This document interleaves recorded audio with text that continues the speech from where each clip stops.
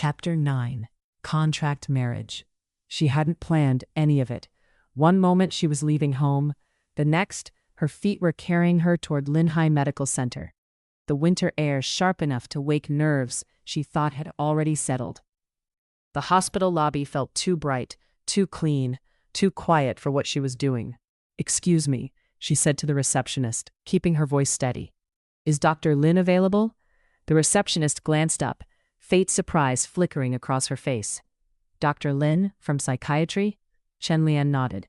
"Yes, I can wait." She didn't sit. A few minutes later she saw him approaching from the far end of the hallway, black shirt beneath his white coat, steps precise, expression unreadable. The sight of him tightened something in her chest before she could stop it. He didn't greet her in the open space. Instead, with a subtle tilt of his head, he gestured for her to follow. They walked through the quieter wing of the hospital, into an older corridor where sunlight filtered through frosted glass, dust drifting lazily in the air like suspended snow. Only when they were alone did he stop. "What are you doing here, Miss Chen?" His voice was calm and professional, but edged with caution, a boundary drawn early. She met his gaze. "I wanted to see you." His expression didn't change. "You understand your therapy with Dr. Han has concluded," he said evenly. "I'm no longer involved. I shouldn't be." "I know." Her voice was quiet, but it didn't retreat. "I'm not here as a patient." A brief pause. "I came because of something you mentioned before." His eyes sharpened, not with hostility, but alertness. "The contract marriage?" he asked. She nodded. Silence opened between them, measured, deliberate. He didn't look surprised. He looked cautious, as if testing the shape of the moment. "Last time you refused immediately," he said. "Why the change? Did someone influence you?" She shook her head. "No, no one." Then, after a beat, she added, more honestly, "I thought about it, about what you said, about why you wanted something structured." His jaw tightened slightly, an instinctive response. "You think you understand me?" The question wasn't sharp. It was restrained. "Not completely," she answered, "but enough to know you were being cold. You were being direct, honest." He looked away, just briefly, as if the sunlight had turned too sharp. "You don't know what I see, Miss Chen," he said, not dramatically, just as a fact. Her lips curved, faint and unforced. "Then let me learn," she said, "or let me figure it out slowly. Because even when I didn't understand, I wasn't afraid." That made him pause. The light shifted, softened, and for the first time in 2 weeks, his world steadied into the quiet white-gold mist he had seen only around her. Not loud, not overwhelming, just calm. The noise receded. He blinked once. She was still there, grounded, waiting, not asking for reassurance. The mist around her didn't waver. Chen Lian inhaled carefully. "If your offer still stands," she said, "I'd like to try, not accept, try." His gaze sharpened, searching. "You don't need to do this out of obligation," he said slowly, "or from a moment you'll later regret." "I'm not," she replied. "I don't know where this leads. I just know that not every bond begins with love. Some begin with clarity, or understanding." A pause. "We already have that," she added quietly. "At least, enough to start." Silence tested the truth between them. He lowered his gaze briefly, weighing sincerity against risk. When he looked back, the guardedness hadn't vanished, but it had softened. "All right," Lin Zeyuan said. "We start there." The tension in his shoulders eased, not relief, but acceptance. "With understanding," he added, carefully setting the terms for both of them. The next afternoon, Chen Lian reached Lin Zeyuan's cabin with a calmness that didn't quite belong to her. Outside, the sky hung in a dull gray, the kind that muted everything, a fitting backdrop for a decision she still wasn't sure how to name. When she stepped inside, he was already at his desk, sleeves rolled, papers arranged with clinical precision. He didn't gesture for her to sit. He simply looked up once, then returned to the document in front of him. After a quiet moment, he spoke. "I've prepared the contract you agreed to." His tone held no warmth, no hesitation, only the clean professionalism he wore like a second skin. He slid the file toward her. The 2 white pages reflected the overhead light, almost cold to look at. She opened it. His handwriting was exact, formal, every line drawn with the discipline of someone who disliked leaving traces. Terms and conditions. 1. Both parties will coexist as roommates. 2. No personal expectations or obligations will be formed. 3. Public appearances will be maintained only when necessary. 4. Privacy and independence will be respected at all times. 5. Emotional involvement is not part of the agreement. 6. Either party may terminate the arrangement with prior notice. At the bottom, his signature weighted in clean, deliberate strokes. Her chest tightened. There was no marriage, partner, or anything resembling a bond. Just a roommate contract, dressed in polite language. Lin Se-yuan leaned back slightly, observing her. "If you prefer a separate room," he said in an even tone, "that can be arranged. You don't need to share a space unless you want to." Her fingers curled lightly around the paper. Comfort wasn't the issue. Distance was. But that truth stayed where it belonged, inside her, quiet and unspoken. So she offered him a small, steady smile. "It's fine. I'll stay wherever you think is convenient." He gave a single nod. "All right." Silence settled again, not awkward but weighted, as if the room itself understood the shape of what they were doing. The clock on the wall ticked a shade too loudly. Then his voice cut through it. "Miss Chen," he said, eyes still on her. "You've read everything, and you still agree?" "Yes." His brows drew together in a faint, restrained disbelief. "Do you understand what you're agreeing to? There's nothing emotional in this. No affection. No illusion of it. It's not a marriage in the way most people imagine." "I know," she replied softly. He leaned forward, fingers interlocked. "Then answer me honestly. Why? Why sign something like this at all?" The question struck deeper than she expected. Her breath paused, almost giving her away. But she steadied herself, lowering her gaze before he could read her too clearly. "I told you," she said after a moment. "I just want the noise to stop, the nagging, the expectations, the constant pressure. This way I get peace. Just long enough for him to notice. And you seemed like the most reasonable choice. Better than anyone my family would try to force on me." Her tone was calm, but beneath her wrist, her pulse betrayed her. He watched her, silent, thoughtful. The faint crease between his brows deepened, a sign he was analyzing something he couldn't quite categorize. Finally, he spoke. "I see. But you should know, Miss Chen, I am not someone people should consider for anything long-term." She met his gaze then, offering the slightest smile. Quiet, confident, unforced. "Maybe," she said, almost a whisper. "But I've already decided." Something flickered in his eyes. Curiosity, maybe a hint of conflict. But it disappeared as quickly as it appeared. "All right," he said. "Then sign it." She took the pen. Her hand remained steady, though her heart wasn't. When her name settled beside his, the ink dried into more than an agreement. It felt like the beginning of something fragile, a quiet emergence, or a slow, inevitable ruin. Either way, it was theirs now. Chen Rulan hadn't meant to pry. She was only looking for the insurance documents, old habits from a life spent managing details no one else noticed. The study was quiet, the late afternoon light slanting across the shelves, dust motes drifting lazily as she pulled open the lower drawer of Chen Yushin's desk. Files, receipts, hospital forms. She frowned, sorting through them, until one folder stopped her, the hospital seal. Her fingers hesitated, then opened it. The room seemed to narrow as she read. Diagnosis, progression, treatment limitations, incurable. Her breath caught sharply, the paper trembling in her hands. No, this wasn't right. She flipped the page, then another, as if certainty might undo itself if she read far enough. But the words stayed, calm, clinical, unforgiving. For a long moment, Chen Rulan simply stood there, the weight of the file pressing into her palms. Then the sound of the front door opening cut through the silence. Footsteps. She looked up, just as Chen Yushin walked in, loosening his tie, his expression already shifting the instant he saw her face. The folder. Open. Everything in him stilled. "Mom." Her voice came first, sharp with shock she hadn't yet tamed. "Why didn't you tell me?"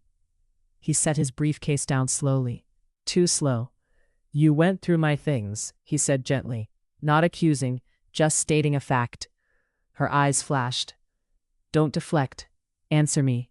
She held up the file, her hand shaking now despite herself. What is this, Yushin? What do you mean? Incurable. Silence pressed in. He exhaled once, controlled. I was going to tell you. When? Her voice rose, then cracked despite her effort. After how long? After it was too late for me to do anything. There's nothing you can do, he replied quietly. That was the wrong answer. She stepped toward him, anger finally spilling over. Nothing I can do? I'm your mother. Do you think I raised you just to be informed like a stranger? Her chest heaved. And all this, she gestured sharply, the sudden urgency, the marriage proposals, the pressure on Lian. This is why, isn't it? He didn't deny it. Her eyes burned. You're using your sister's life to manage your fear? His jaw tightened. I'm trying to make sure she isn't alone. And did you think about how she would feel if she knew the truth? Chen Rulan demanded. That you're pushing her forward because you're preparing to disappear? The word hung between them. Ugly, unavoidable. Something in her expression broke then. The anger drained, leaving only raw fear. Her shoulders sagged. Why didn't you tell me? She whispered, voice no longer sharp, only wounded. Why did you carry this alone? Chen Yushin stepped closer. I didn't want you to look at me like this, he said softly. Like I'm already gone. Her lips trembled. She reached out before she could stop herself, gripping the front of his coat, as if anchoring him to the room. You idiot, she murmured, tears finally slipping free. Did you think hiding it would make it easier for me? He lowered his head slightly, letting her hold on. I thought it would spare you, he said. And Lian too. She shook her head weakly. You've always been like this, carrying everything as if love is a burden. Then, almost angrily, she pulled him into a tight embrace. He stiffened for a fraction of a second, then relaxed. I'm still here, he said quietly, resting his chin near her temple. I'm not going anywhere yet. Her fingers curled into his coat. Don't comfort me, she said through tears. You're not allowed to be the strong one right now. A faint, sad smile touched his lips. Then let me at least be honest, he replied. I didn't do this because I'm afraid of dying. She pulled back slightly, searching his face. I did it because I'm afraid of leaving unfinished things behind. The room fell silent again. Chen Rulan understood that the marriage pressure, the control, the urgency, it had never been about tradition. It had been about time. Mei Shu's apartment was small, warm, and lived in, the kind of place where silence didn't feel heavy. Chen Lian sat on the edge of the bed, her coat folded neatly beside her, listening to the distant hum of traffic far below. The confrontation with her brother replayed in fragments, his concern sharpened into pressure, her patience thinning until it finally snapped. She hadn't raised her voice. That was what unsettled her most. Running away wasn't the right word, neither was retreat. She just needed space where her thoughts could settle without being shaped by someone else's urgency. Mei Shu had offered the couch. Chen Lian had shaken her head and smiled faintly, grateful but exhausted. Now, alone, she let herself think. Tomorrow, she decided. Tomorrow she would tell them, not as a rebellion, not as a sacrifice, just as a fact. If she said yes, if she placed the decision firmly on the table, perhaps the constant tension would finally ease. Perhaps her family would stop hovering, stop pushing, stop worrying in ways that only tightened the air around her. It wouldn't solve everything, but it would quiet this one thing. Her fingers curled loosely in the blanket. Lin Zeyuan's calm voice surfaced in her mind, not persuasive, not demanding, just clear, understanding. She exhaled slowly. Maybe this too was a kind of understanding. Chen Lian turned off the lamp, the room falling into soft darkness. Tomorrow she would surprise them, and maybe, just maybe, the house would finally be quiet again. The morning sun slipped softly through the tinted windows of the Civil Affairs office. Pale, distant, almost shy.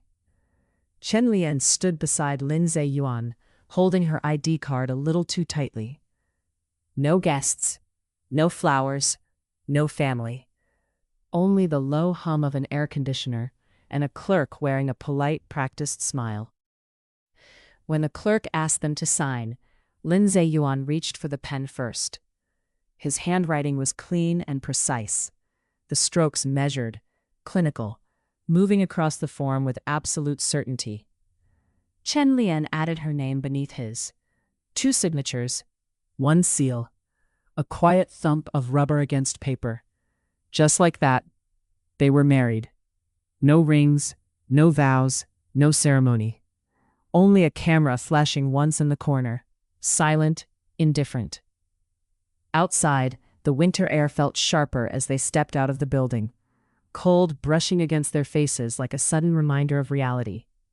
Lin Zeyuan walked a step ahead, posture composed, his coat fluttering faintly with each stride. Chen Lian followed, her thoughts spiraling. Not chaotic, just unanchored.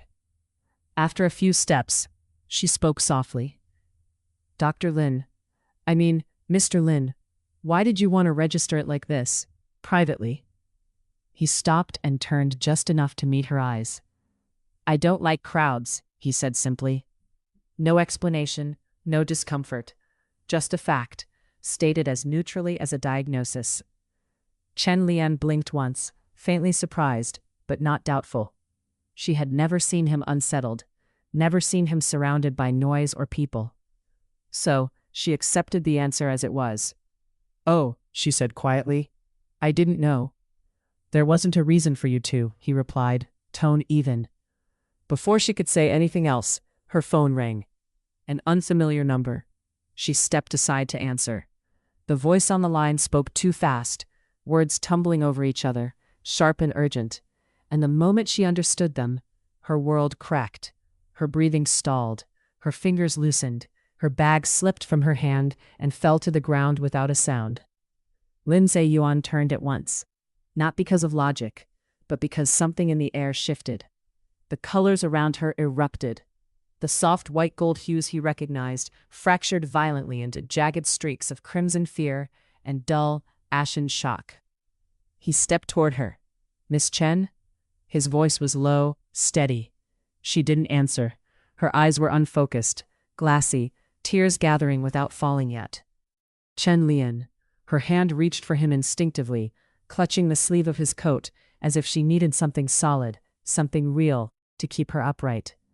The words tangled in her throat and vanished. Then the tears came, sudden, raw, unguarded. Before her knees could give way, he caught her, quietly, his hands moving as if they already knew where to be. Her forehead pressed against his chest. Her breathing broke into uneven sobs, her body trembling in small, uncontrollable waves.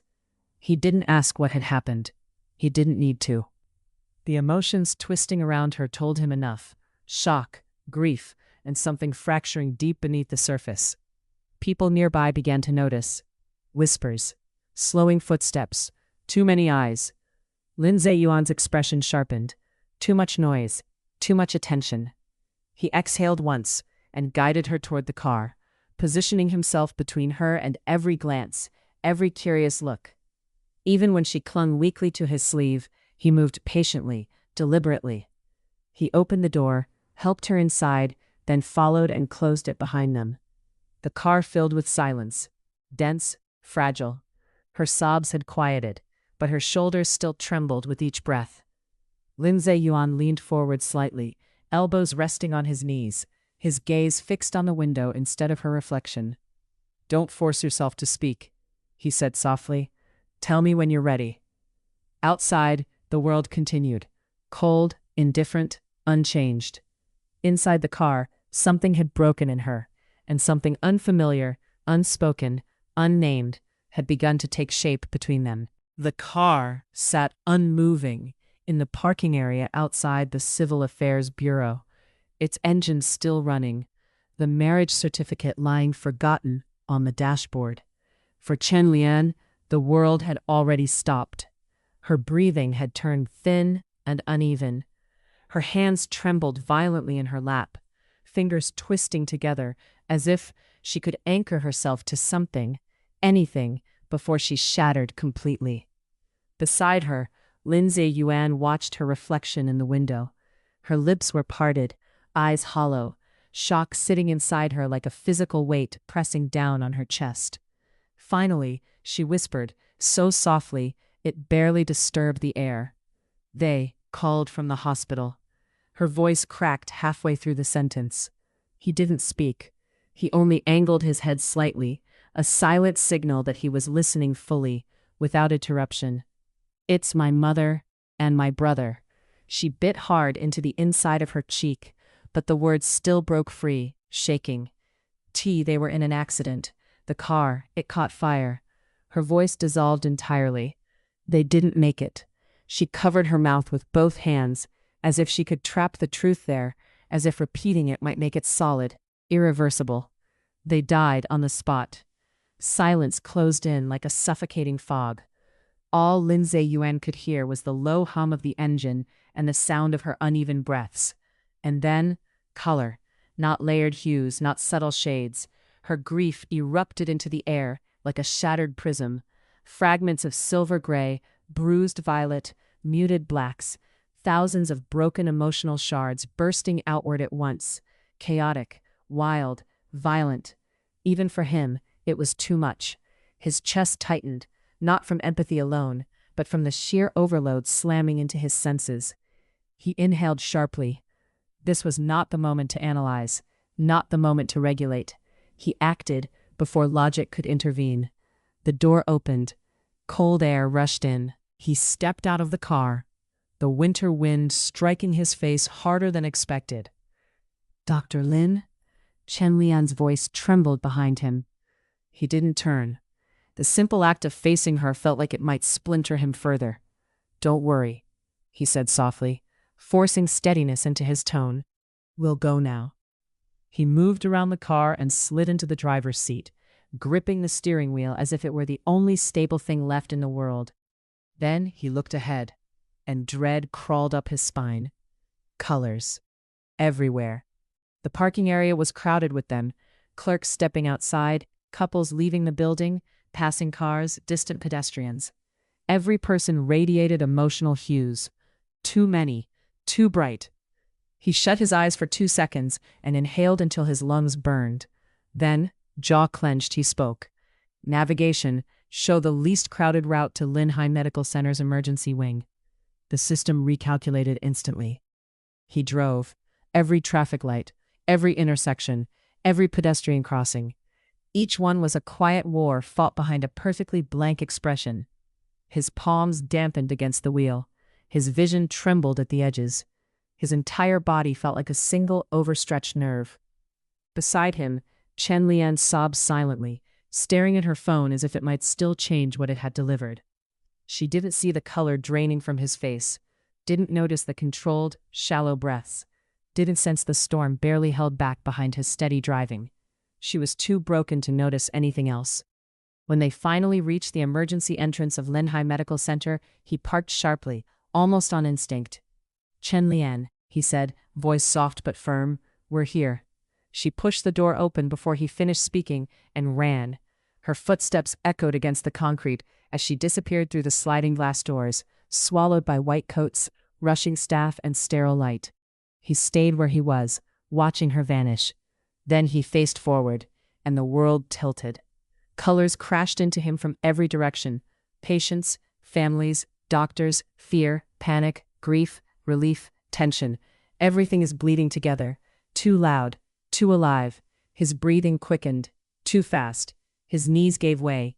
His own color, a deep, unstable indigo, pulsed violently through his vision. He fumbled for his phone, fingers slipping, and hit the first contact without looking. The call connected. Zhao Wen. His voice rasped, barely holding together. "Emergency gate, Linhai." That was all. The phone slipped from his hand as his knees hit the pavement. Voices blurred, hands reached out. The world dissolved into blinding, sterile white.